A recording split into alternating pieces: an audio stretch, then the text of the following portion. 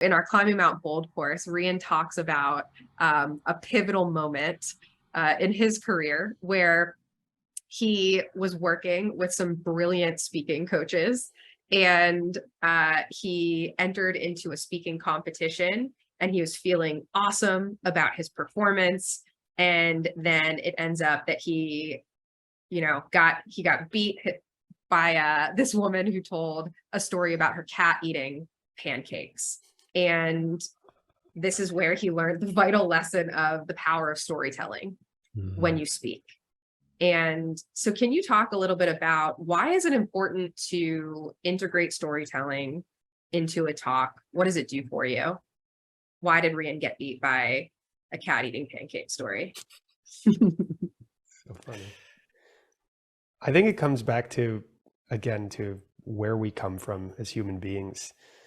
Writing words on paper is actually pretty recent.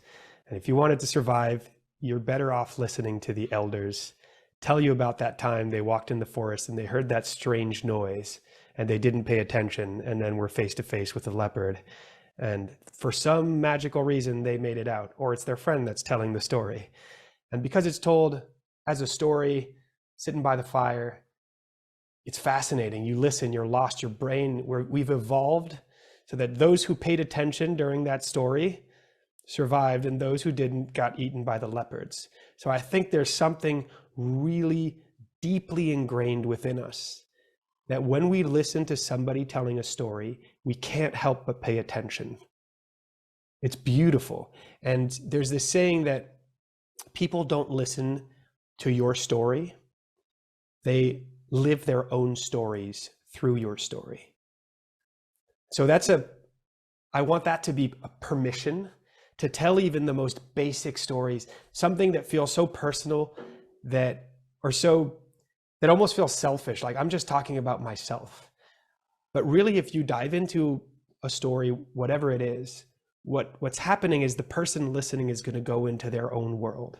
And it's this beautiful gift you're giving them once more. So storytelling, and I think we can actually widen storytelling a little bit to anecdotes as well. Sure. Like Michael earlier shared an anecdote. What was it, Michael? Were you talking about? Oh yeah, just like flying the planes, right? Pilots flying on clear skies versus managing turbulence. And then suddenly he says, and so when I think about speaking, and then he just brings us right back to that.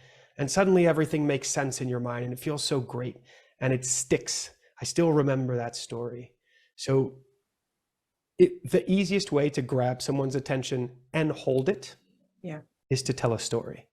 What's pretty magical about storytelling is if you learn the correct way of telling stories, you also discover that it's a phenomenal way to feel like yourself and have seemingly an infinite amount of things to say when you're in front of a group or on a stage. Because if you're telling a story, particularly something that you lived through, then you know it.